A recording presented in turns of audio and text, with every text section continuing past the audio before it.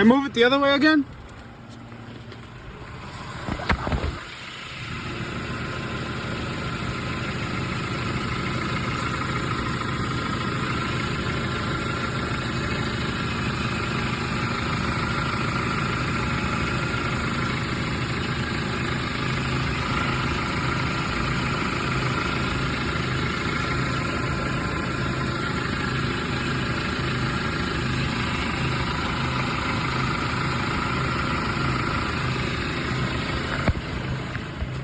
And the other way?